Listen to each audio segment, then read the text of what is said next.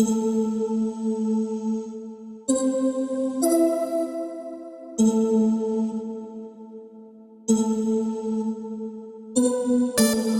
so I just went ahead and popped that door off again so that we can go ahead and work on the walls. So we're going to start in the living room first, and then we're going to go, we're going to move on to the kitchen. Before we do the kitchen, we are going to do, cut these out as archways, one there and one there. I decided that, you know, a lot of the older homes have archways in them actually, so I just wanted this house to look as country and old as possible. So we are going to cut out some archways for doorways, and then we'll be able to move on to the kitchen walls. And of course we will be putting that wall on also. Alright, so we are going to work on this wall first, and I went ahead and just, you know, placed the fireplace in where it's going to be at so that we will be able to work around the fireplace. If you do have a fireplace, or you know what you want over on this side of the wall, you can go ahead and put that there. Now this fireplace will not be moving around the room. This will be basically where you see it at. So so you will be able to work around, you know, objects where you're not going to be moving. And as a fireplace, it's not going to be moving because there is a chimney, and I'm also going to do something on the back of the house where I put like the outside chimney on here also. So this fireplace, so what you're gonna want to go and get is some metal tape. Go ahead and look in my Amazon cart for all the materials that I will be using. I will leave the link in the description box. So you're gonna go ahead and get you some metal tape. You're going to use that if you want to add pictures, clocks, anything on the wall that you want to add. You're going to get some metal tape, because if you're like me and you like to rearrange, you know, pictures and things like that, you're going to want those items to not be glued onto the wall. So the alternative is to get some metal tape and then get some magnets so that you'll be able to rearrange as your needs changes. All right, so with my walls, I will not be changing my walls at all. So everything I do, I am going to do onto, you know, the surface of this. If you thinking about, you know, maybe you want to change your walls in the future, go ahead and use a piece of cardstock like we did for the floors, in case we want to change our floors in the future. It's not glued onto the surface of the dollhouse. Go ahead and get you some cardstock, and just like what we did with the floor, you're going to, you know, size that cardstock to, you know, the size of the wall, and then everything you do on the wall, you're going to do on the cardstock, so that you'll be able to just put that wall up. I did make a piece on this side. So for instance, if you have a window, you're going to want to make sure you cut that window out also. But now I think I'm going to change my mind, and I think I'm going to just do everything on these walls. I am not going to be changing these walls. The walls are just going to stay as they are. The floor may change, but these walls are not going to be changing. So we're not going to use our piece that we had cut out here. We're just going to do everything on the actual dollhouse itself, because we're not changing it. But once again, if you are changing it, do it the cardstock way. Alright, so this is what the metal tape looks like. I am glad that it's coming in white, so that way if you are using, you know, paper, you know, wallpaper or anything like that, that gray or silver color that, you know, metal is, that metal comes in, you can see the color right here. It's not bleeding through if you're using paper, so I do like that it is coming in white. What you're going to do is, I like to already use my person here just for height variations to see, you know, how tall I'm going to want this, these pictures at. Then you're going to get your biggest picture that you have. Now this is the dollhouse, and if you watch my videos of making frames, I will show you how to make these. But anywho, you're just going to get your largest picture that you have, and you're just going to kind of put that in the middle of the tape there, and then that's how you can adjust to see where exactly you want. So here I'm thinking that's gonna be too low. Looking at him, if there's anything I want to put on the fireplace, I think that's gonna be too low. So I do want to raise that up a little higher to maybe right there. I think that's probably a good height for putting pictures at. So once you found the height that you want, you're just going to take a pencil, pen, whatever you have, and you're going to mark wherever you see you want your tape. So I've already marked there, and then I'll be able to just go ahead and put that tape all the way around the room at that height. All right, and then that's what that tape looks like onto this wall. So once again, we're gonna finish this wall before moving on to that one. All right, so the materials you're going to need to finish the wall, you're going to need some coffee stairs. You'll also need some baseboards. I got these from Hobby Lobby. These are going to be used not only as baseboards maybe, but also the barrier between the beadboards and the wall. May use them as baseboards also, I'm not sure. That's also what you'll be needing. You'll also be needing some crown molding. I also got this at Hobby Lobby.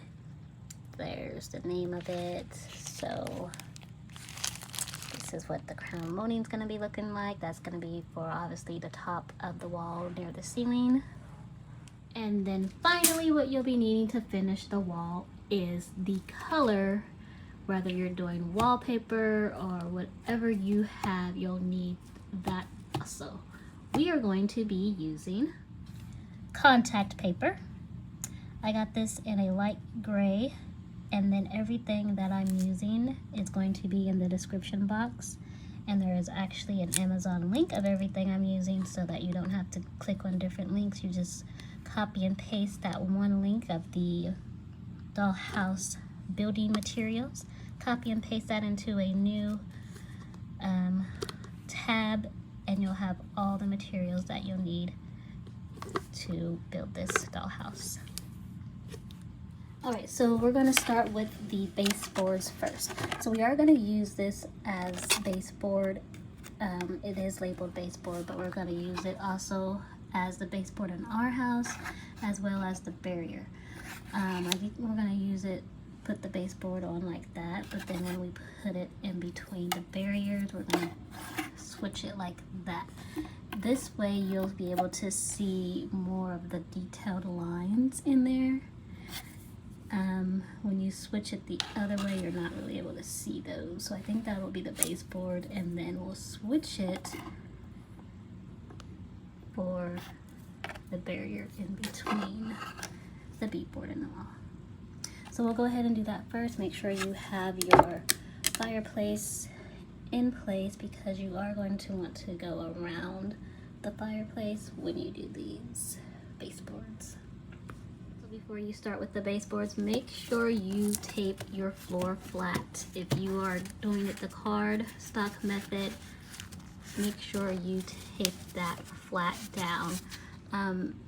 That's going to take care of, if you do have any buckling, it's not very, noticeable, but if you do have any buckling, having the baseboards there is going to take care of that problem, because once these are glued on, they're not moving.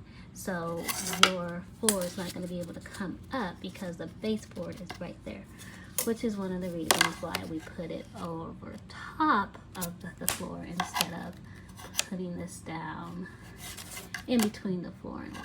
These go on top of the floor. So make sure you have your floor taped down flat before starting the baseboards. Alright, so I am noticing, because once again you're going to be going around the fireplace, also that's going to save you some trim if you go around instead of just putting it straight back. And then most people's fireplace, mine isn't, if you got the one like I did, it's not going to be straight on the dollhouse. There's going to be a gap. So most people are gonna have one that's gonna be straight on the back, the dollhouse. This one is not straight. So you still can save some trim and don't have to go all the way back, but you'll be able to go further in than if it was flat. If it is flat like it's supposed to be, then obviously you're gonna stop there, you're gonna mark your line and then cut the trim. But mine is not straight, so there's that. Alright, so once you have your baseboards, and by the way, these, I think they're called miter shears, are cutting these very well. Like, these miter shears are, I think they were made specifically for these. Anywho, once you have your piece cut, you're gonna go ahead and glue that in place. And then you are gonna wanna use your grippers that you bought earlier and kind of just hold that in place after you glue it. You're gonna hold it in place like that. And then you're just gonna do the same on the other side. Over here, I have this kind of holding it back against the wall. The grippers didn't reach that far, and then I tried to do it through the window too, and it wasn't working, so that's fine. We'll just use tape roll to kind of keep that against the wall. Alright, so you can go ahead and put your baseboard, you know, around your room. Of course, on this side I am going to do some cutouts, so I didn't complete it on this side, and then of course the stairs go here. But I went ahead and put the baseboards on this side as well. So the baseboards are now complete. Alright y'all, so boom. Next we're going to use the coffee stairs. So a quick little tip or reminder about using these is if you want a more neat or modern look to your beadboards, then you are going to want to paint these before you put them on your dollhouse. If you want a more rustic farmhouse look to where, you know, the beadboards look like they have been there for a while, then you want to put these on the dollhouse unfinished first and then paint it afterwards. When you do it that way, you get a more rustic look, and then you'll also be able to add a little texture when you score it with your pocket knife. So if you want a more neat look, then paint them before. I am not going to paint them before. I want a more rustic farmhouse look, so I am going to put them on the dollhouse unfinished, and then I'm going to show you how you can add a little texture to the walls, and also how there's going to look more rustic if you paint it after they are already on the dollhouse. And also they do have a curve at the beginning of them, so you are going to need to cut that curve off there, and then you're just going to get coffee stairs with it, you know, cut just like that. And then we're also going to use just some leftover baseboards. This one's going to be just a little too short for this side, so we'll use that one on that side, and then we'll just use this one for this side.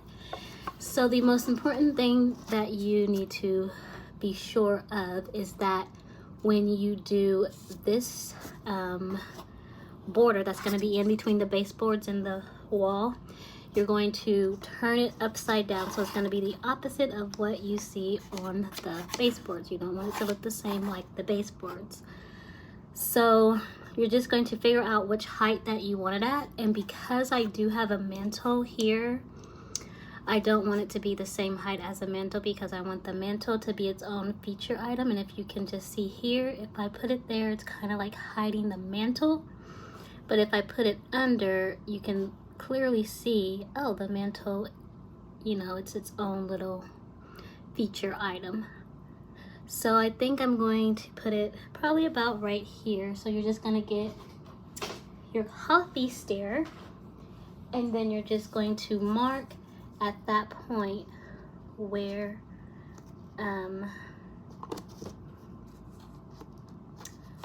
you want that to stop at, and you're gonna want these to be pretty as close to being, you know, the same size as basically where it's stopping at right here. Just gonna make a little mark, and you're gonna want your coffee stairs to be identical when it comes to the height of them. You want that to be as identical as you can. So we're gonna go ahead and cut some coffee stairs. Once again, you're gonna cut the edges off. Once you cut the edge off, go ahead and lay it down and then decide which height you're gonna want those beadboards to be. So after you determine the height that you want the beadboard, you're just going to go ahead and glue those onto the dollhouse. And then I'm gonna go ahead and repeat it on this wall because the frame for the window is still higher than where the beadboards would be at. So I'm gonna go ahead and complete it on this side. All right, so now that this side is done, we can go ahead and start the painting. I am going to cover the face of my baseboard. You don't have to, I just want to make sure that I don't get any drips of paint on the face of the baseboard.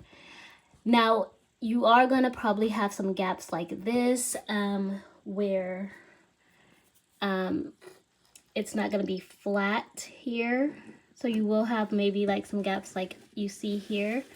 Once you paint it white, that white is gonna kind of hide those little gaps, which is why I'm waiting to the last moment to paint it. And also it's okay if your beadboards are not perfectly straight across, because once you put your barrier in, it's gonna disappear. So no one's gonna notice if they are not all straight, because this is going to hide those. All right, so what I did was I just lightly brushed it. I did use like a bigger brush to do this process. So I'm just lightly brushing the paint on to the beadboards here. So after that's all painted on, you're going to use a box cutter and you're just going to start scoring where those lines are, to make sure that that white does not look flat. You want it to look like beadboards. So you're just going to use a box cutter, and what you see me doing here is I'm just going up and down on those lines to make it look like individual beadboards. So once again, you do not have to do it this way. Doing it this way is going to give us that more rustic farmhouse look instead of the modern farmhouse look where everything is neat. We're going for more of a rustic look. So doing it this way, you'll be able to add texture to the beadboard by the scoring. The scoring is going to lift some of the wood chippings off, and then once that gets on the beadboard and you paint it, there's going to be a little texture to your beadboards. But once again, this is for that rustic look. You can already have these pre-painted if you want more of the neat modern look. Most important part about this is that if it's not pre-painted, when you do go to paint, make sure you put the paint on light, and then while it's still wet, go ahead and score it. If there is too much paint in one area where you're not able to see the lines, go ahead and use some water and do sort of like a whitewash, and that's going to get rid of some of that paint so that your lines are more prominent and it actually looks like individual beadboards. All right, so I went ahead and put the fireplace in just to kind of give a visual, but this is how it's going to look when it's complete. So you do see that there is texture to it to give it a rustic look, and also the wood is it's not completely white. That's going to give you that rustic look, that if you were going for a rustic look instead of that neat modern look, we were going for a more rustic look. So you have your texture there, and then you have, you know, your rustic wood peeping through there also. And now we can go ahead and finish the walls. All right, so once again, I am using contact paper for the walls. Now you can paint or use regular paper for the walls, but I'm using contact paper. All right, what you're gonna wanna do is cut out a piece of contact paper that fits the size that you'll be needing. So we went ahead and cut that piece out. And then the most important thing to remember when you are using contact paper is you are going to want something to smooth it out while you are applying that to the surface. You are going to need something to smooth it out. Now, if you did not put the metal sheets all the way down, you are going to be left with a sheet that looks like this. If you do not use the metal sheets all the way on the surface of your walls like I didn't do here, I did not want to use it. I just wanted to use it on this part here. So if you did that as well, you are going to want to make sure that when you do the contact paper that you are pushing and smoothing that piece all the way across here to get this look. And then I will show you, if you don't like how this looks, you can put some molding up there or down here or both if you don't like that look. But I think I like that look and it doesn't bother me as much. And I also put the fireplace in just to give a more visual of what it will look like. So there's that, and then the molding here, and then of course we're gonna have crown molding at the top. So if you do not like that look, like I said, you can add some trim up here as well, like you would see on some walls, or you can just leave it like that, or you can put the metal sheet all the way, the metal tape all the way down so that you won't have, so that it's smooth across, or you don't have to use the metal sheet if you are not indecisive and you think you want your pictures, and you think you're gonna want your pictures to stay where they are. You can glue your pictures onto a flat surface after it's painted, or after it has the contact paper on there as well. So I did leave some wood showing here.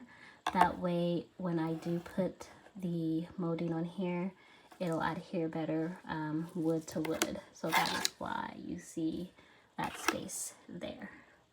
So we'll go ahead and finish this wall off, and then we'll move on to this wall, and I'll show you how to put the contact paper on here.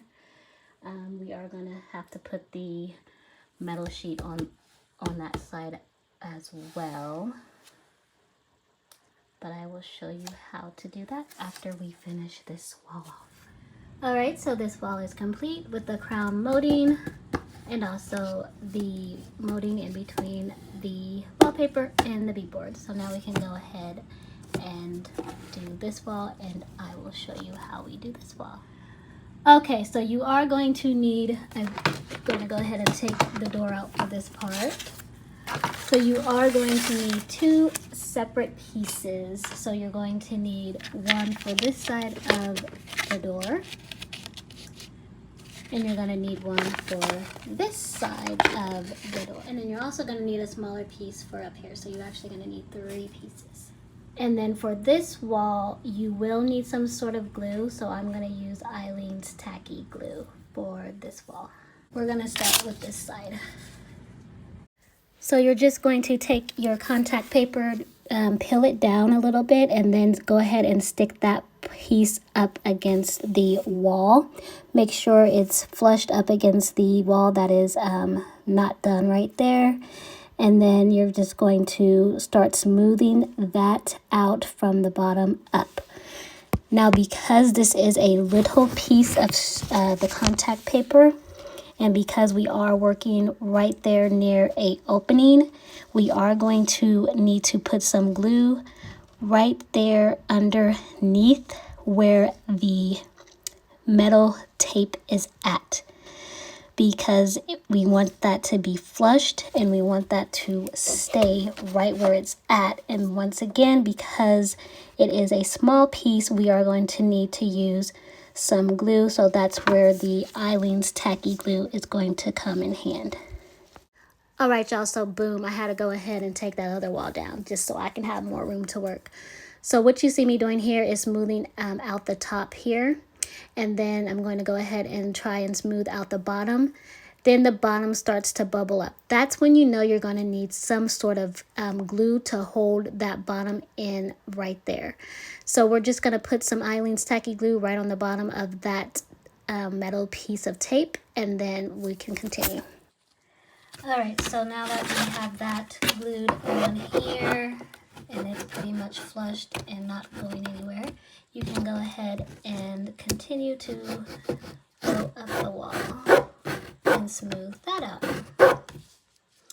And once again, this piece right here is bubbling, so you are going to need some more glue on this side as well. So unlike this wall where we were able to just add the contact paper straight across without any problems, this wall has openings, so you are going to need to use some sort of glue so that those areas are stained. So we're going to go ahead and add some glue here on to the wood here, and then we're going to make sure that flattens out at the top also. I went ahead and put a weight here to hold that down since it is glue and it is going to need to dry. I did go ahead and put a clamp at the top and then just a weight at the bottom to hold that in while it dries. Now we're going to go ahead and do this side of the wall. Alright, now with this side of the wall, you are going to want to make sure that you put the bottom of this contact paper towards where that trim is at, and then you're just going to want to use your finger, go all the way up. So yeah, you'll be able to use your finger just to go all the way up the wall and to smooth that out right at that point. And then we're going to take our smoothing tool and complete it. So you're just going to do the same as you did on the other side of the wall, which was you're going to put the Eileen's sticky glue right underneath the metal tape.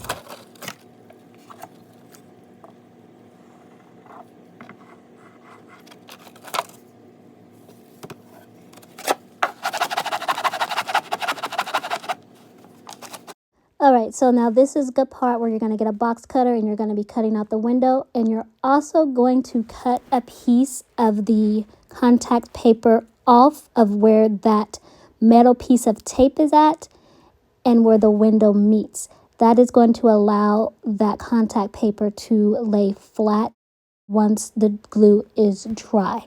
So I will show you that after I cut those pieces off.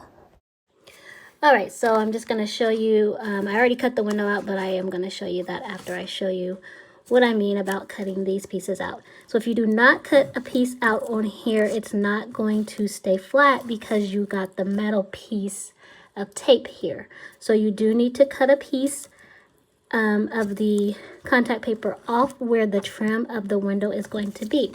So you're going to give yourself a little more room. You're not going to cut exactly at the edge of the tape, the metal tape here. You're going to give it about 1/2 centimeter, and then you're going to go ahead and cut that out there. You're going to do that on both sides, or it is not going to lay flat because we didn't go all the way across, because we do have to put a trim on here.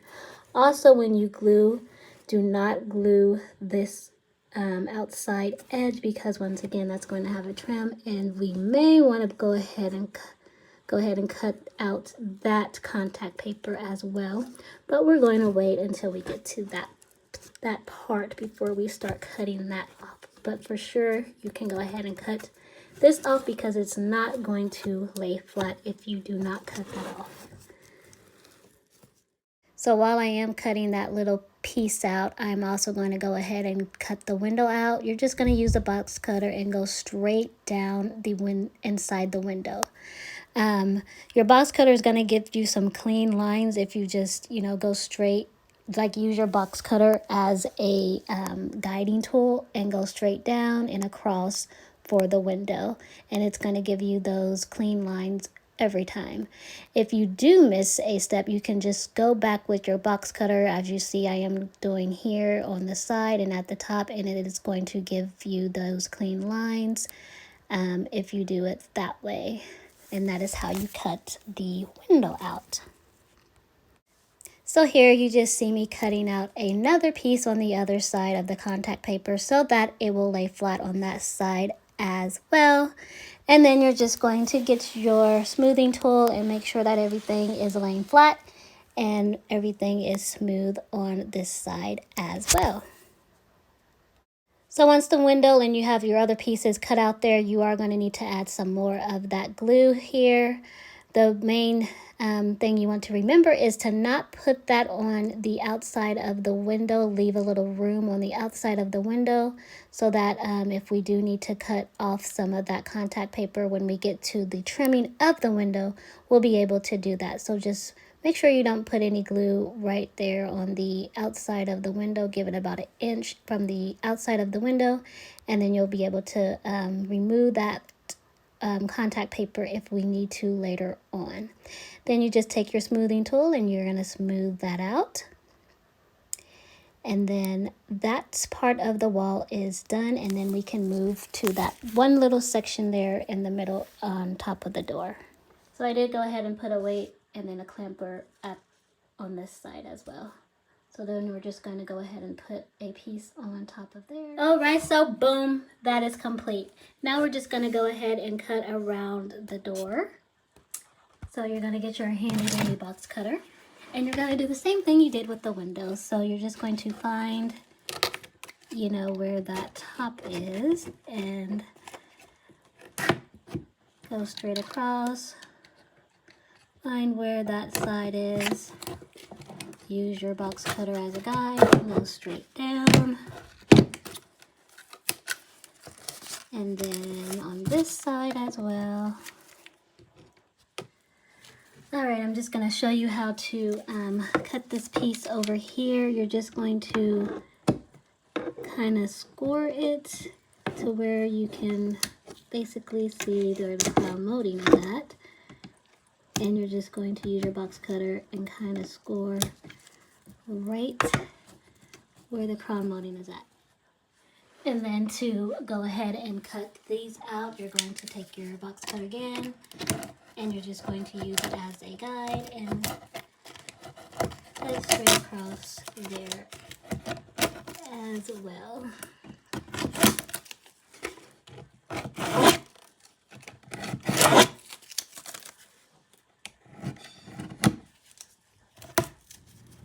Alright, so boom, the living room wall is done.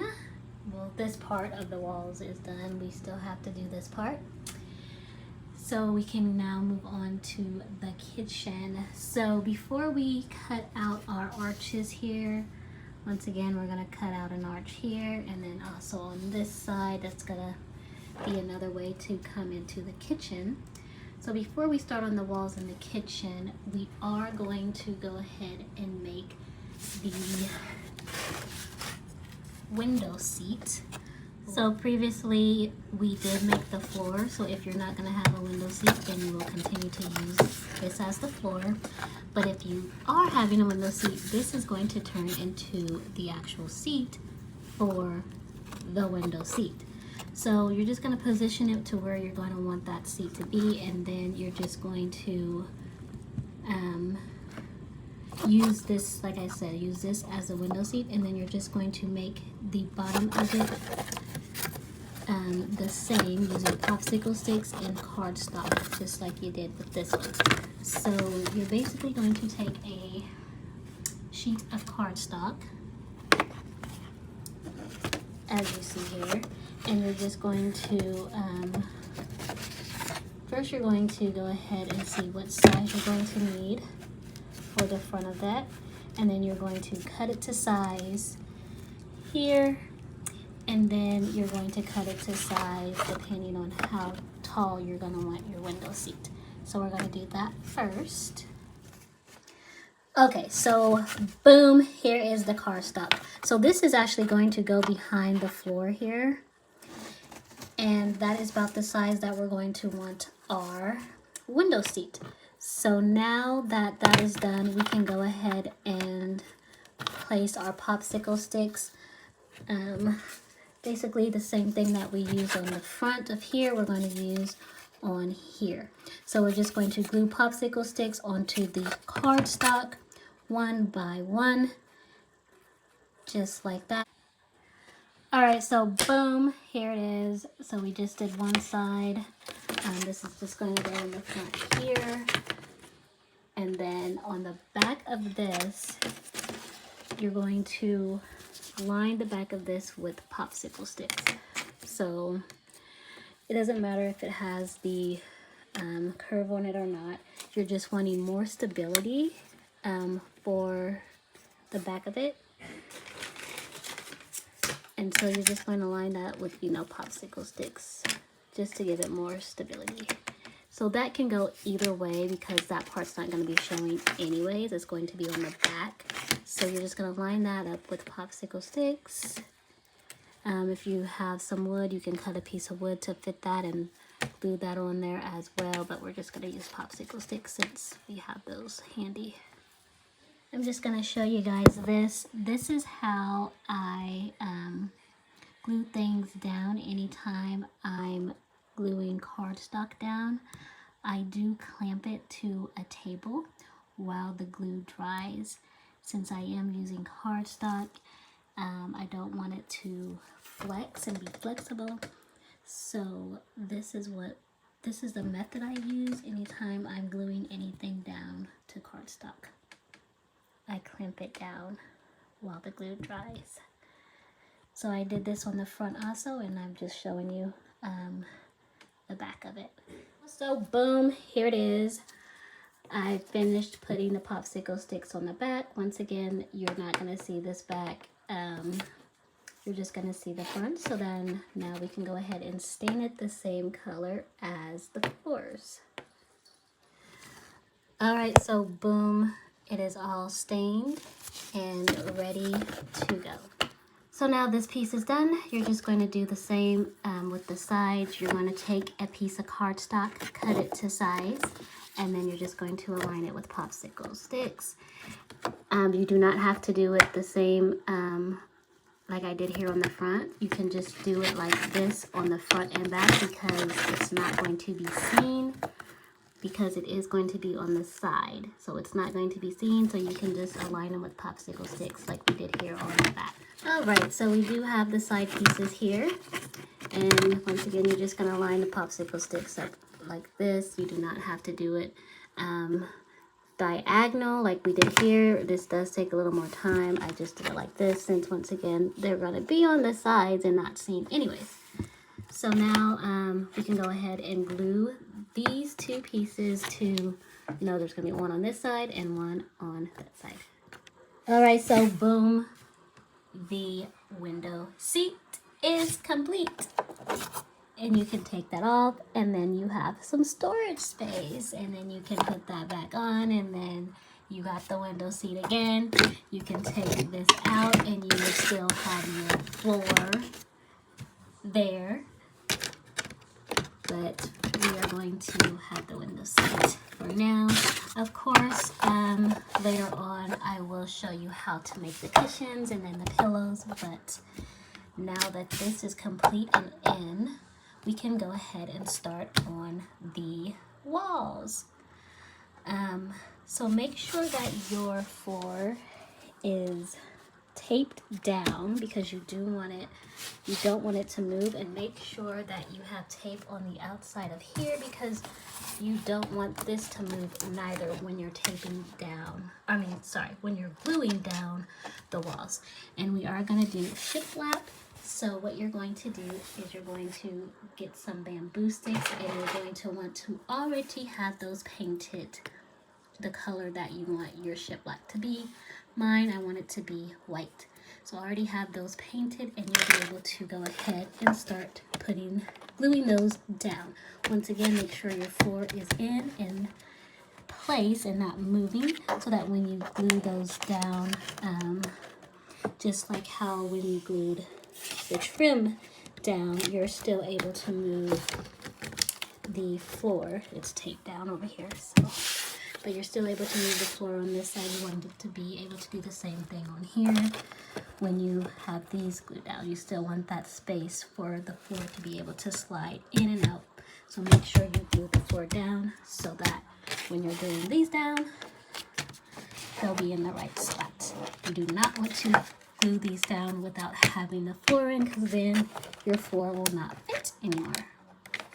So there's that. All right, so boom, shiplap has been complete on the bay window side. Make sure you don't forget to add a top piece here. You are going to have to cut the top pieces so that they are laying flat across so that the second floor can fit. We can now move on to this wall, and we are going to make an archway here. So we are going to cut this out, and then we are going to make another archway over here. So we're just going to cut this so that it matches that side as well. And then we'll be back after we cut those out. All right, y'all, so boom, the archways have been cut out.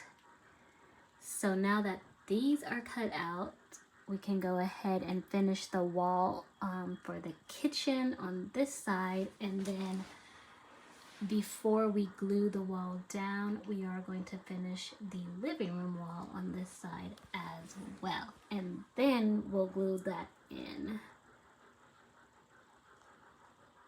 Okay, so I am going to do this side, maybe the whole wall. I may end up doing the living room also, but I am going to do this side in brick.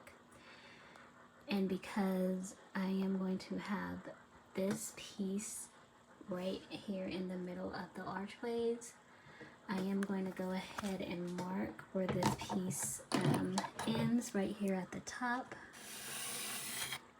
And then that way, when I do my bricks, I'll be able to avoid the space there in the middle, because once again, this is where that's going to go, and I don't want it to be pushed out any further than what it's already going to be. The bricks are not flat, and so because they're not flat, I do want to make sure that that space where this is going to be empty, so that, you know, it's not pushed out further than where it's at. And also I am going to end up doing a backsplash of the bricks on this piece as well. So we're going to do the wall and brick, and then I am going to put brick on the backsplash just to match the wall. So it's going to be like as if this was, you know, the wall is behind all of this. So obviously you want it to be realistic, so you don't want to keep, or I don't want to keep that white. I'm going to go ahead and brick it so that it blends in with the background of this wall. If you are using this piece here, once again, go ahead and trace around there, but make sure you do leave a space on this side, because we are actually going to end up putting an archway right here in the middle, like an archway divider we are going to make. So make sure you just put a little have a little space on this side in order to glue that archway wall that we will be making. You'll be able to glue that archway wall in there. So just a little space like that would just be enough to glue that archway in. And once again, I am using this piece. So basically I just ended up putting this all the way down up to the wall back here. And then it's going to leave that little space right there. On this side, you are going to want to trace where the steps are at. So make sure you do put the second floor on and put the steps in. The steps should be flat at the top, coming all the way down here. And then go ahead and trace on the front. And then also you're going to want to trace in the back of the steps. So you're going to want it to look like that. And we're going to go ahead and start bricking on the kitchen side. Before we start bricking this, we are going to go ahead and spray that white. And we are only going to brick this piece. On this side, we are going to go ahead and put more shiplap on this side. And we are just going to go ahead and brick this on the back, and then also in the front in the living room. So we did go ahead and outline those steps so that we don't put any bricks where the steps are outlined. But also, before you do outline your stairs, make sure you have how you want your stairs. Here I just have, you know, my popsicle sticks on there. So before you outline that, because the popsicle steps is gonna, you know, give you some depth, you are going to want to have that finished before you start outlining the stairs. And then basically how the steps are is you're going to paint the whole thing white. Do not worry about the top of the steps because those are going to be covered up with the popsicle sticks. So here I already have the popsicle sticks pre-cutted and already stained, and those are just going to go on top of the stairs like so. So you're just going to continue that all the way up.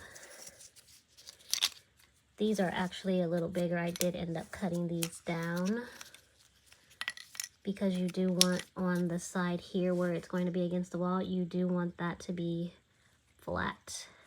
So I did end up cutting these down. But just to show you how you're going to do that, you're just going to put these popsicle sticks all the way up the stairs. And then you're going to leave that very top one, you're going to leave that blank because that is going to be where the second floor is going to be at. And you may want to just include that with the second floor flooring. So we're going to leave that one blank, but the rest you're just going to put popsicle sticks all the way up just like so. After you paint it whatever color you want it to be. So it's going to end up looking like this. Alright, so I am going to include this little clip of how to use the painter's tape to use so that you can have the outline of your stairs. When you do go in and paint over it and then take the painter's tape off, you'll have the outline of your stairs, so you'll be able to put the bricks in where they need to go.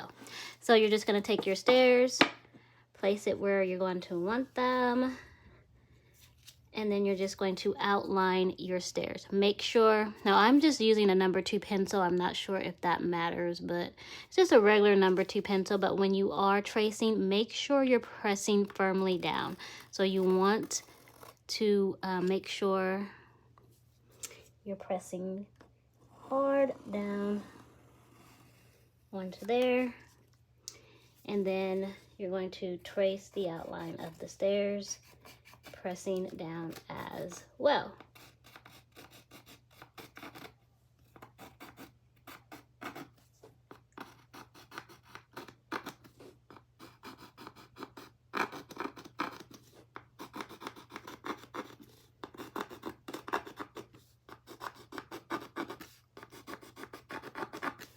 Try not to move while you're doing this process.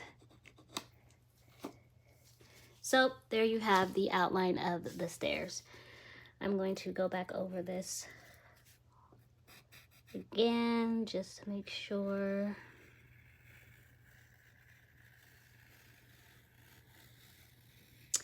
that that shows up nicely.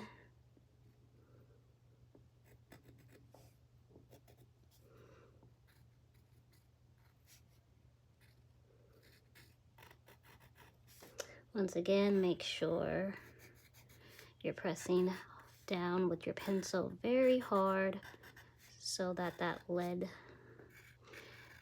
shows up nicely on the painter's tape.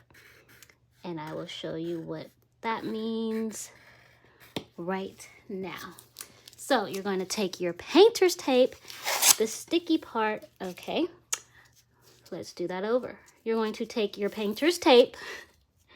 Now the sticky part of the painter's tape is what you're going to want to put down onto the stairs outline. You're going to put the sticky part down, just like this.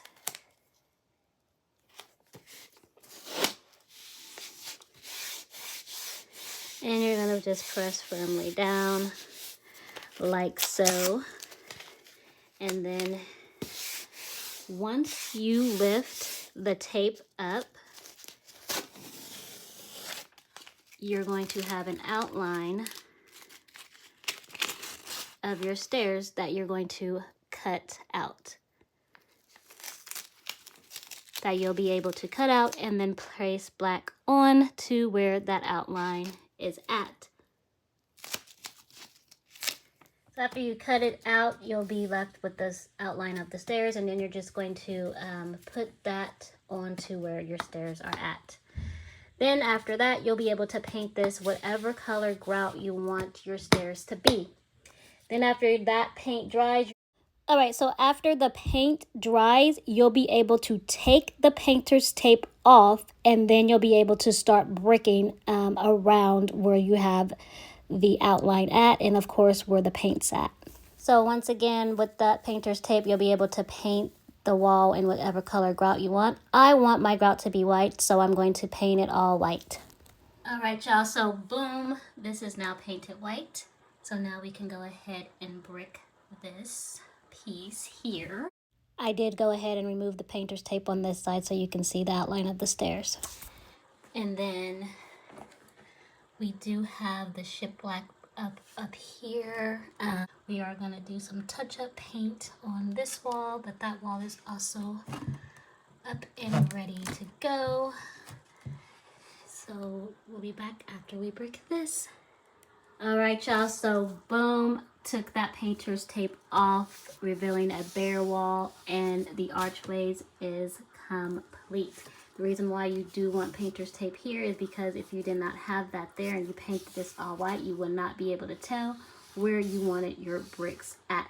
The reason why this is there in the middle is because we will also be personalizing another piece that will be going in the middle of that, which will be this piece. So that's not going to be shown anyways. We will be personalizing this as well, but like I said, that is why we use the painter's tape, so that you will know where to put and lay your bricks at. Also did some touch-up paint over there, and now you see how flushed and clean that line looks. So also in this video, I did not show you how I did my bricks, nor am I going to show you how I do the archway that's going to separate the kitchen and the dining room. I will leave that video in the description box, since that is a personalization part of the Victoria Dollhouse. Not everybody is going to want to do that.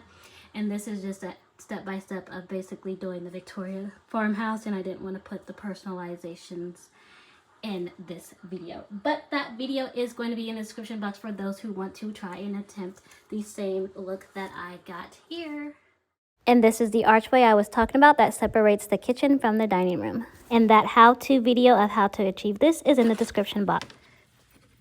Alright, so yeah, this piece and this piece is not glued in yet. I just had them standing up while I took that other video. So yeah, these are not glued in yet. So don't glue these in yet. So even though my fireplace is in cobblestone instead of brick, I am still going to do the outside of my chimney and then the chimney part on top of the roof. I'm still going to do that in brick.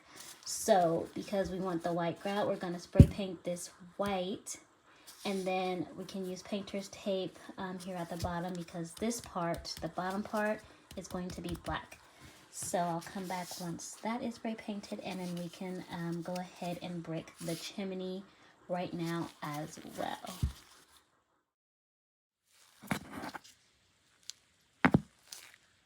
Alright, so we're going to pause the bricking for a while, and then we're going to go and put the walls up on this side. Alright, so this piece, the side piece that goes over on this side, I think what I'm going to do first is I'm going to go ahead and take one of the pieces that goes on the side of it. I think I'm going to go ahead and glue this down onto that first. So Once again, it's going, these should be pointed that way. I think I'm going to go ahead and glue this piece down on here first, and then once that piece is glued down, I'll be able to kind of glue it down onto the floor and this piece over here. So yes, we're gonna go ahead and glue this piece down first. All right, so I did go ahead and glue that piece down, and I'm holding that down with some clampers here. But as you can see, it is glued down. So just make sure before you start gluing, your pieces down, make sure you know where they are going to be placed onto your dollhouse so that you don't have any gaps or anything like that. So this piece that's already on the side here, our side window piece is going to be it's going to be glued on top of this. But the other piece, as you can see, it had to actually be glued on top of that piece. So this one is glued on top. We are going to have to do some more painting once it's all put in place. But if I did glue that on the outside, it would not have been able to fit on this end if we had our left side clapper on there as well, because this piece goes here. So make sure you do measure where you're going to have your pieces at before you start gluing things down, because this piece actually needs to be glued onto here, while this piece is going to be glued on top of this piece. So this is going to be glued on like that. So it is going to be different from one side to the other because we are not using the door method on this side. This is not going to be the door. We actually wanted the door to be this side instead of this little opening here. So you are going to have to do a little commingling when it comes to gluing these pieces on, because once again, we did not use this piece as the door as it was intended to be used for. So make sure you figure out where they're going to fit at before you start gluing those pieces in. So now we're just going to make sure that that dries, and once that's dry, we'll be able to glue it onto the floorboard and onto this side. All right, so once that piece is dry enough to go on the side here, I did put all the dividers on the bottom here, and then I put the magazine here kind of folded up to give it some more height. We are just going to go ahead and glue that on place on top of this piece here, and then we're going to glue it on the bottom on the floorboards here as well. So now that this piece is glued on, we can go ahead and shiplap the inside of here. We're not going to shiplap the side yet because we still have to put the left side clapboard on before we shiplap that side. So we are just going to shiplap this middle right here. All right, y'all, so boom, the inside of that has been shiplapped, and now what we're going to do is we're going to lightly sand where we have some of the glue that had dried onto those planks. We're going to lightly sand that, and we're going to paint the whole thing white, including the inside of here. This is going to also be painted white. Now, the reason why we didn't put shiplap on this is because you want there to be room for the inside trims. So the kit does come with some inside trims, so you did want to make sure that there is some room for those to be in there as well, including on the bottom and the top. So that is why there is a space there. So now we're just going to go ahead and lightly sand where that glue had dried onto those planks, and then we're going to go ahead and paint all of this area white. All right, so boom, that whole area is now white. All right, so before we glue this piece in, we are going to make a stencil out of cardstock. So you're just going to take a piece of cardstock here, and then you're just going to take your pencil and you're just going to trace on the inside of here, and then you're going to cut it out. The reason why I'm making a stencil for the archway is because in the future, if you want to make a different arch in a different part of the house, you'll have this stencil that is the same size and height as these arches that's already made. So after you cut that out, you'll have a stencil, so you'll be able to put that stencil on your board that you're going to be using as a wall, and you'll be able to trace around and then cut that stencil out. And like I said, it'll be the same exact size, shape, and everything will be the same as this archway. So go ahead and make yourself a stencil if you think you may want to put more arches in your house, just in case. Alright, so now we can go ahead and glue this down to the floor and also glue it down to this piece as well. So you're going to put some glue on the bottom here and also on this side here, and we're going to glue that down. I am going to leave this floor in the living room there, but I'm not going to have the floor in the kitchen. So we're just going to leave the floor in the living room there just so that we know where to put our wall here, and we're going to go ahead and glue that down. Alright, so I'm just going to be holding those down with some weights there while that dries, and then on the left side clapboard I did go ahead and use my stencil to make the arch because I am going to be making an extension to this house, and this is where the extension is going to be. So I did want to make another passway through this on this side, because like I said, this is where the extension is going to go into the other part that I'm going to do. So we're going to go ahead and cut that out. All right, so boom, that piece is now cut out. And I was going back and forth of whether I wanted to do shiplap or bricks for this side, and I think I'm going to go with bricks.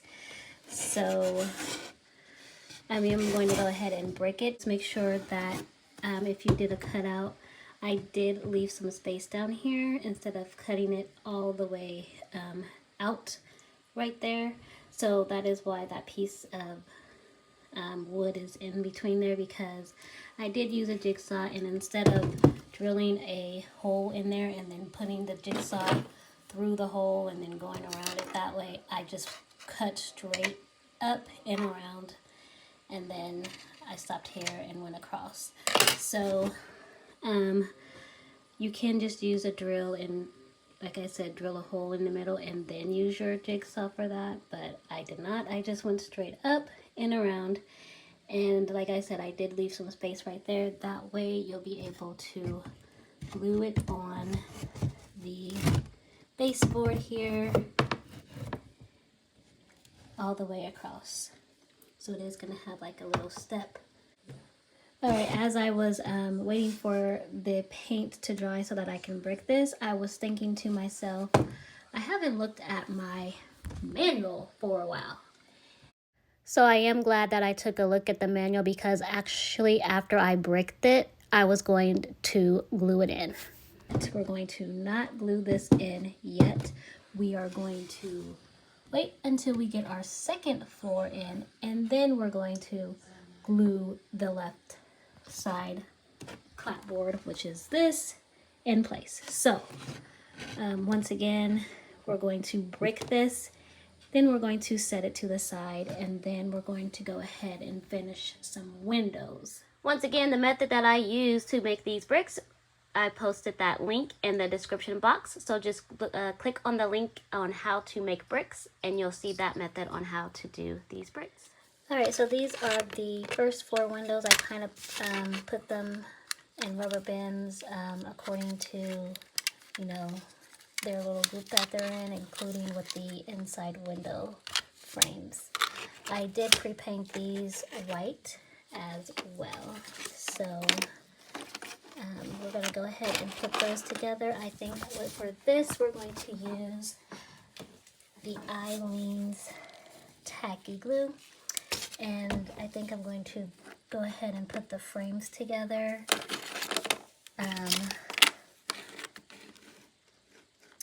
while they are freestanding instead of putting them together on the wall. I think I'm going to go ahead and glue these together while, like I said, while they're freestanding. I think it'll be easier to put the frame on this way rather than putting it on, like gluing them on and then trying to have them fit. So we're going to go ahead and do that to all the frames first.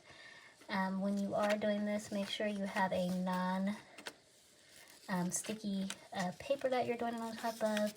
I usually use like the film paper from contact paper. That's usually good to use just so that the glue doesn't stick to that paper. You want to use a non-stick like contact sort of paper for that.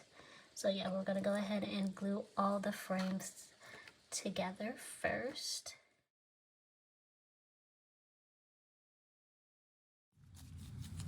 Alright, so for the windows, we're going to first glue, we're going to use the same contact paper so that the glue doesn't stick to it.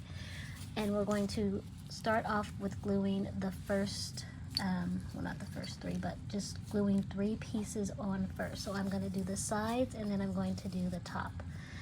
Then once those are dry, I'll slide the window in and then I'll be able to glue the bottom piece on. So the one that has the double window, same concept. You're going to do the sides and then the top, and then you're going to wait to put the bottom and then the middle piece on until the sides and the top dries.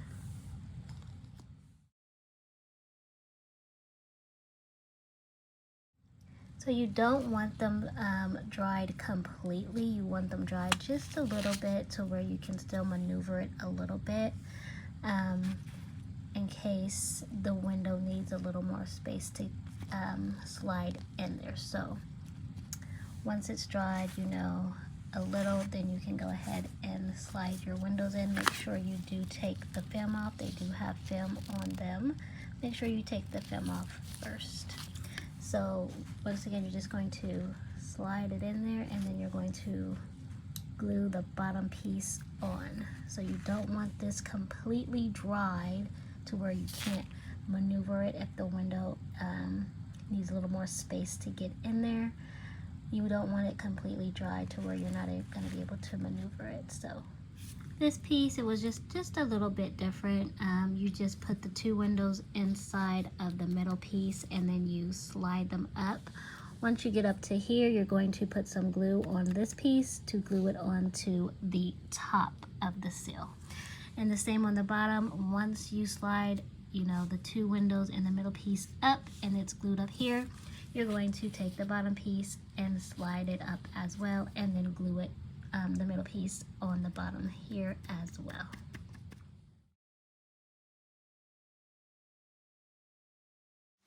At this time you can go ahead and paint your shutters as well. I'm going to paint mine black. These I did get from Hobby Lobby and this I got from an online store. So you can go ahead and paint those black at this time also. The reason why I purchased my shutters is because I like how these look rather than how the ones that came with the kit looks. So you can either use the one that comes with the kit or you will have to buy some that you like. So I bought 2 of these, and they're smaller than the other ones that I bought. So the ones from Hobby Lobby, they'll be tall enough for the window here. And then actually for the attic window, I may have to do a little adjusting. I think they're different sizes, but I may have to do some adjusting. But I did buy 2 from Hobby Lobby for those 2 windows, and then the taller ones are going to be for the taller windows, like here, and then they will actually work for here and then on the side of the house too. But like I said, I'm just going to show you the first floor first. Alright, so boom, this is what they're looking like after they are painted black. Once again, this is just for the first floor. I just need these for the living room and then this one for the side of the house and the dining room. So we're just going to set these to the side. We're not going to put those on yet. Alright, so with the windows, you are just going to put some glue on the outside here. And then you're just going to go ahead and glue those in place. So you're just gonna do that to all the windows. I just have a weight holding down right here, and then I have my 2 clampers up here to hold that down while it dries. So while we're putting those windows on, I went ahead and put the door on. So we can go ahead and do the door trims now. All right, so I am going to go ahead and put these door frames together first, and then I'm going to paint them. All right, so before we put the trim in on the windows, we are going to go ahead and paint around here. We're going to go ahead and paint that in white. I did have to put some more wallpaper in right there, but when we put the trim in, that's going to disappear. So we're going to go ahead and paint those white. The door is already painted white, so we don't have to worry about that. But like in the kitchen, we got some more that needs to be painted white. All right, so after you paint all of those white, you are going to go ahead and put the frame on. How I did it was I made sure that there was like a little ledge here. So that's how I positioned where I wanted my frame. I lined the frame up with the edge of the other window piece we have here. And then I just kind of went ahead and glued the frame into place. Now, because I did put the frame on after I had already put the shiplap in, I am going to have to fill in those gaps. And then also on this side, we can go ahead and put the shiplap in. The pieces that I had cut off previously, some of those pieces actually fit perfectly in this area, which was a surprise. It fits perfectly. So we're gonna go ahead and put in the shiplap over here. These little spaces right in between the windows is gonna be a very tedious job of cutting very small pieces for the shiplap to fit in there, but we're gonna do that as well. And also finish doing it at the top as well. All right, y'all, so boom. Don't worry about that window, it ain't in yet, but this is what the shiplap is going to look like before you do the touch-up paint. Now, a lot of people will not show y'all the before touch-up paint. They want to show you the final product when it looks nice and shiny, but no, I'm going to show you before touch-up paint, and I'm going to show you after touch-up paint. Here is just a regular bamboo stick that has been painted as the trim for that side. I still need to do it on this side.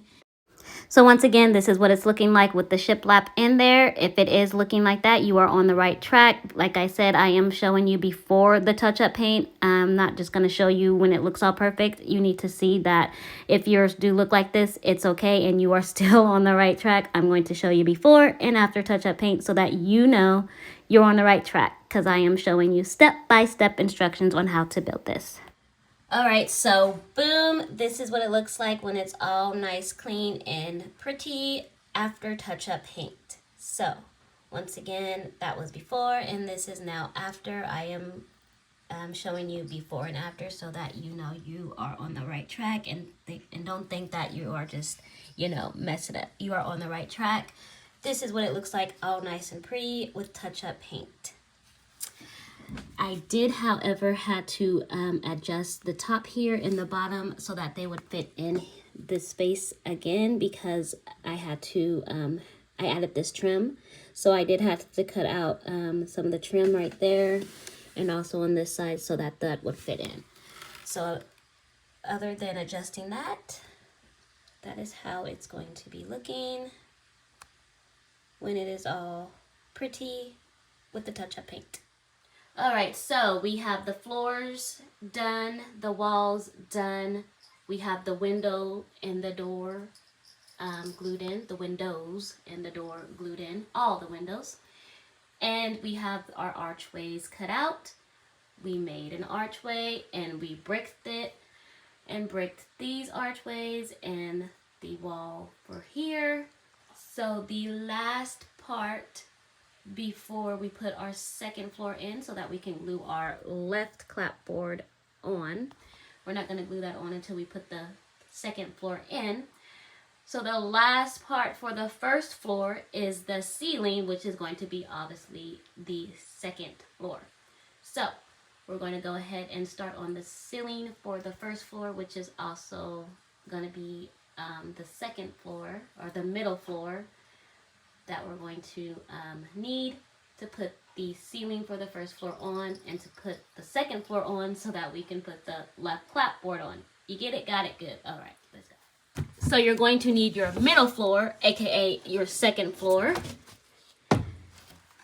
And you're going to figure out which way you want it to go. I think I have it. All right, I think I have it. Actually goes this way. Make sure your stair hole is going to line up. It's not the same length from here to there as it is from there to there. So the shorter end is going to go on this side, and then that would be lined up with the stairs for the first floor. So we're going to go ahead and put that on there, and then we're just going to go ahead and trace inside of here with the pencil. So you're just going to take your pencil and you're going to go ahead and go all the way around this way and this way, and then you're just going to go around. Well, you obviously don't need to go around the stair hole, but you're just going to make a line from here to here and then from here to here so that you know where the ceiling is for the living room. And for the kitchen, you're going to do the same thing. You're just going to make a line on this side here and then back there as well. This piece, there is an extra piece that came in the kit to put here. So you don't really need to make a line on this side because, like I said, there's an extra piece that goes here. So this is the end of this. So you obviously know that's going to be the kitchen. But yeah, you're just going to make a line from back there to over here to know where that kitchen ceiling is going to be, because the kitchen ceiling is going to be a little different than the living room ceiling. So I am not going to glue it in first. I am going to do those lines and then take this off so it'll be easier to do the ceiling rather than, you know, trying to do it when it's already glued in. That is why we are making those lines and tracing it onto here. Make sure you are triple checking your lines. I did have to do those lines twice because it wasn't quite straight on there when I traced. So you are going to have a space here where this middle piece is going to be at. You don't need to put any thing right there as far as your ceiling because that's going to be glued in. So that's going to be where the glue is at. So I did buy some embossed paper here for the ceiling. And then I also bought a medallion as well.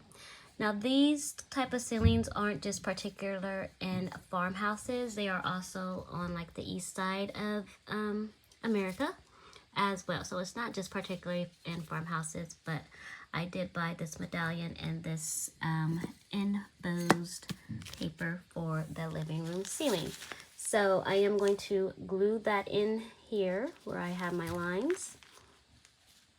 And then I am going to have some leftover at the top, which is perfect because I am going to need that leftover to put here and also down here as well. So once this is dry, I'll be able to just use a box cutter to cut along here and then use this leftovers from here to put here and here as well. And this is just going to be for the living room. So now remember, this is the living room, and then this part is going to be the upstairs balcony. And then this is going to be the kitchen, and we're going to do something different with the kitchen. So for the living room, I also bought a light that I'm going to use. I just went ahead and taped it back on. I just had to make sure it worked, so I did not buy it this way. But I did buy a light also for the living room that's going to hang from the medallion. All right, y'all, so boom, the ceiling is complete. Still have to get the medallion on, so we're just gonna kind of put it there in the middle. And then from there, we're going to hang a light.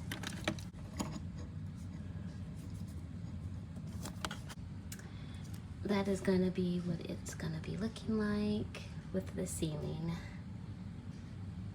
and the medallion. All right, so before we glue this on, it's not glued on yet, we're going to take it back off and we're going to go ahead and do the kitchen. The kitchen's going to be a little bit different. I'm going to put in some beams that you usually see in farmhouses. So there's going to be some beams in this farmhouse as well. And then I'm going to show you a method of how to put in some fairy lights so that you can take them in and out when the battery needs to be changed. And then in the back there where the dining room is, we're just going to use a chandelier like this. All right, I just want to show y'all my little setup I have here because I do not have anything like this. Floor is not glued in yet. This is not glued in yet. This archway is not glued in yet. And this piece is not glued in yet. I just wanted to show y'all the setup that I have so that you can set it up when you're doing this method to put in fairy lights. All right, so for the beams, I got some squared dowels here. They are square. We're going to use these for the beams. All right, I am going to go ahead and stain. I'm thinking I'm going to use 4 for the beams. So I'm going to go ahead and stain these first before I place them in there. So make sure you stain them first before you continue. They are all stained. You only need to stain 3 sides because this side is going to be glued down. So you just need to stain 3 sides of the beams. You can stain it all if you want. Doesn't really matter. I just stained the 3 sides there. All right, you're also going to need some foam board. And of course, when I use foam board, once again, I always cover it up with cardstock. So I did cover it up with cardstock. And then on top of this, we have some tag board, some white tag board. If you don't have no white tag board, you can just paint it white or whatever color you want your ceiling. I just covered it up with some tag board. And of course, all the materials I'm using is going to be in my description box in my Amazon cart. It just makes it easier so you don't have to search on your own. I just set it up in an Amazon cart of dollhouse building materials. So that will be in the link in the description box for all the materials that I'm using. All right, so you're going to find the fairy lights that you're going to use.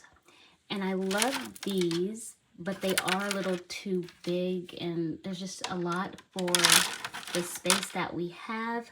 Plus the battery is just too big. It's too bulky for what I'm trying to do here. I do like them because it's the same color. It's that soft white, the same color as the chandelier that's going to be in the dining room. But I didn't realize when I bought these that it would be this bright blue looking light.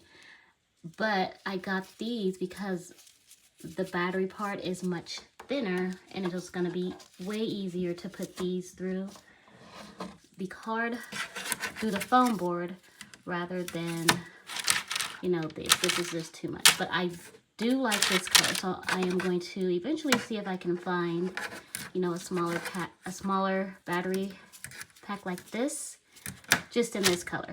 But we're going to use this for now because that's what I have. So we're going to use this, and hopefully we can find this color with a smaller battery, like a thinner battery like this, because this battery is just way too big for what I'm trying to do. So find your fairy lights that you want to use. So on the back of the ceiling, so basically the part that you're going to eventually be moving in and out, on the back of it, which will be this side, we'll just use this side as the back, you're going to want to put your fairy lights that in the middle, and then you're just going to kind of eyeball where that is sitting at because you want there to be enough room, this is why I'm not using the bigger battery pack of lights. You want there to be enough room to slide that in and out. Now you don't have to worry about this because these are going to be going through the foam board. These are going to be the lights going through the foam board into the roof, so you don't have to worry about this, but you just want to make sure that when you're putting it up in here, there will be enough room for that battery. Once you eyeball it, you are going to go ahead and take your beams, and you are going to want to glue them in on the walls, the brick wall here and the brick wall over here. You're going to want to glue them on the wall. You don't want them all the way up on the roof, because once again, you need to be able to slide this in and out for the fairy lights. You're just going to want to glue them on the wall, eyeballing it to where there will be enough room, once again, for this to slide in and out. So what I'm going to do is I'm going to take these pieces that I cut off from my beams that I had already stained. I cut those off before I stained it. I'm going to take these and I'm going to just take them to the side just so that I can make sure I have the right amount of room for my foam board to fit in. So we're going to take those up first before we actually glue the beams we're going to use in. Once you found a good fit, then you can go ahead and glue your actual beams. You can go ahead and glue those in place. So we're just going to go ahead and take our middle floor off, and we're also going to take this off, since once again nothing is glued in, and we'll be able to go ahead and glue our beam in where this is at. And then of course this piece is already glued in, so we're just going to take the beam and glue that on there, making sure we're holding it down with our clampers. And as we have been doing previously, make sure you're double checking just to make sure that that was going to be, I already did it before I clamped it, but just to make sure that that will be enough room to move this in and out. Just double check before you glue that beam completely down. All right, and then with the side clapboard, you're going to go ahead and put this one back up there. Obviously not glue in, but just set it right back up there as it was before. All right, and then you're going to triple check with the middle floorboard on. You're going to triple check just to make sure that that is going to work. And looks like we got a good fit here. All right, so now we're just gonna have those dry on there completely, since we triple checked to make sure it was a good fit. And also on the side clapboard, it's obviously not glued in yet. That's gonna go ahead and completely dry on there as well. So once those are securely glued on there, you can go ahead and put your side piece back on. Once again, this is not glued in. We just have it set up here with the weights holding it in place. And then you don't need the roof back on, because we did triple check to make sure that our foam board does have enough room with the battery on top to fit in there. So we don't have to put the roof back on. So you're going to go ahead and slide your foam board in place. And then at this level, you'll be able to see where you're going to want to put your beams in. I did go ahead and decide to do 5 beams instead of just 4. So to start off with, I just made sure I put one in the middle between this beam and this beam. I made sure I put one in the middle here. And then from there, I made sure I put another one in the middle between this one and this one, which is here. So next we're going to put another one in the middle between this one and this one. So our next beam, once again, is going to go in between this one and this one, and it's going to be right here. Now I did hold these beams in place while they were drying with the glue on there. I did hold them in place with some clampers, so I'm just going to go ahead and do that with this one as well. All right, y'all, so boom, all the beams are in up here at the front. And then in the back up there, I am going to end up putting the beams on. I'm using that access way. But this is what it's looking like with the beams in the front. Now, to make this line look more pretty, we're gonna end up just putting a bamboo stick right in front. I did go ahead and spray paint this white, and then you're just gonna go ahead and glue that on front, just so it's not looking, you know, all crazy with that foam and the cardstock on there. You can just go ahead and glue a piece of bamboo stick, paint it white or whatever color you want. Mine is painted white because this is white and this is white, so it only makes sense to make this white as well. So we are going to glue that on there. Alright, so this is what it looks like with that bamboo stick on top of there. It looks more clean, more pretty, without having to see that cardstock and foam put together on there. Alright, so now we're going to go ahead and put the lights in. What you're going to want to do is you're going to want to count each individual light that you have. So each one of these is what you're going to be counting, and I have 20. So up here in between the beams, you're going to count how many spaces you have. So I have 1, 2, 3, 4. So I have 4 spaces and 20 lights, meaning I'm going to put 5 lights in each section. So what I'm thinking I'm going to do is put 2 in the back, 1 in the middle, and then 2 in the front on each individual section. All right, so you're obviously going to want to start at the end. And what I'm going to do is I'm going to mark with the pencil of where I need to place these, making sure that I'm placing them in the right spot for the back here. I don't want to place it on top of here. I want to make sure that it's in the middle here. So once you have where you want those lights to be, you're just going to go ahead and poke a hole in that spot. This is once again just foam board and cardstock, so it will be easier just to poke a hole through it. I'm using this tool. You can use a nail, anything sharp that's going to poke a hole through here. And then of course you're just going to stick each of those lights into the holes that you just poked. All right, y'all, boom. That is what it looks like when all the lights are in. All right, in order to make the hole there look more cleaner, you're just going to use a washer and cover that hole with the washer like that. That's going to give it a more cleaner look than all the holes looking kind of like that. So the washers that I'm using, they are in the color white, even though they look kind of translucent. They are in the color white, and I am using this size because that's the size that my hole is. So you're just going to glue these on around the hole to give it a more cleaner look. And this is what it looks like when all the washers are on there for a flush, cleaner look. And this is what it looks like with the lights on.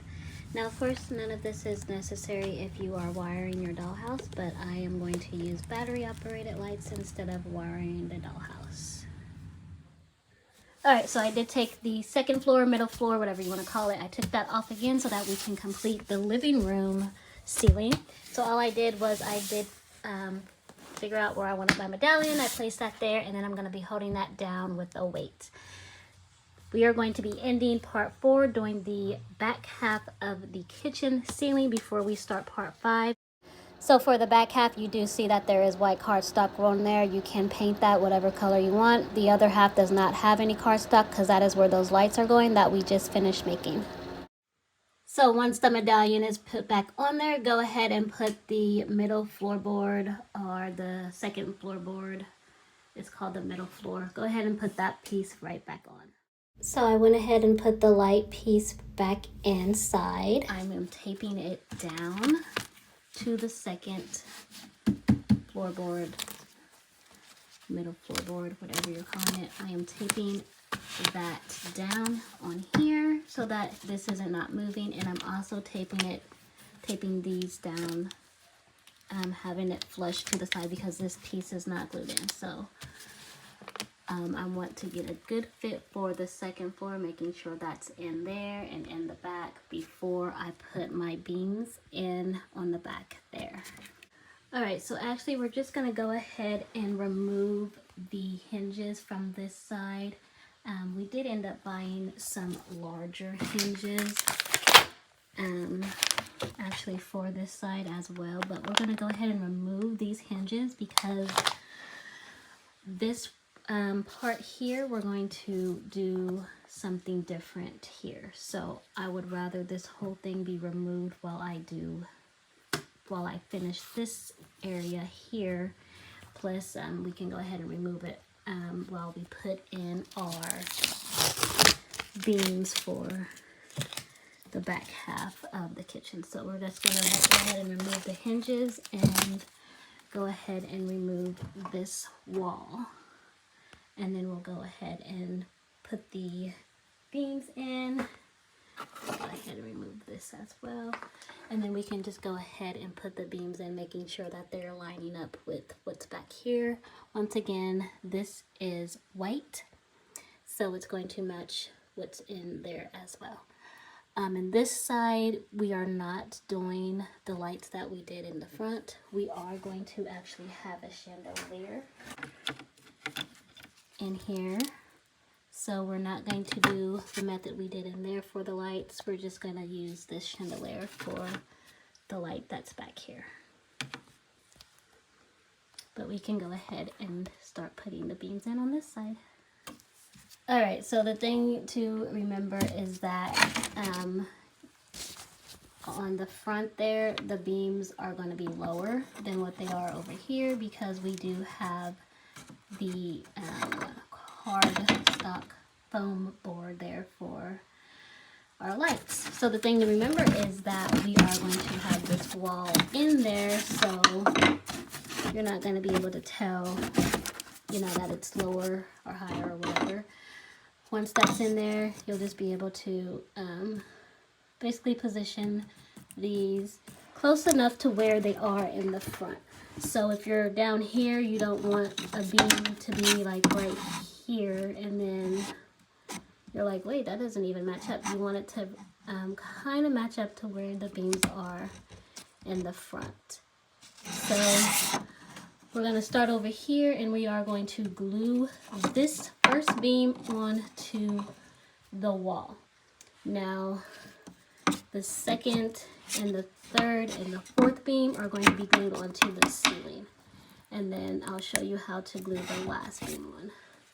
So the first beam, we are going to glue it on to this wall. All right, and then the last beam, you are going to glue it to the roof as well.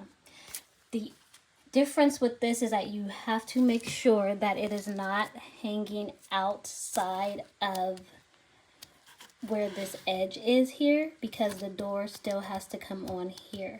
And you also have to make sure that this is as flushed as it can be, which is why I did tape in the front there, and then I did hold that side piece in with the weight, just to make sure that the second floor is going to be fitting well, and to make sure that we have enough room for the door to come back on here. Make sure that's not hanging out. Just want to point out another good reason to take the hinges off for the opening here is so that you can clamp your beams up in there like so. So there's just another reason why to take this door off while you're putting the beams in. All right, y'all, so boom, the beams are up on the back half. The light is in on here. All right, y'all, and I just wanted to show you that I did end up ordering the fairy lights that it was the same color as the chandelier. So it's in the color warm white instead of cool white. The cool white is going to get you that blue color. The warm white is going to get you the same color as the chandelier. Everything I'm using is going to be in the link in the description box labeled as Dollhouse Building Materials in my Amazon store. The link is just easier to get everything that I'm using without having to go through a list and find it in the Amazon. You'll get exactly what I use in that link. All right, everything is now complete on level 1. So the first floor, level 1, is done. We got the floors, the walls, the lights, and even the ceiling. We had went ahead and glued in those windows and that door in this video, put up some arches and some walls, and everything on the first floor is done. So this is what the dollhouse looks like, all lit up in a dark room.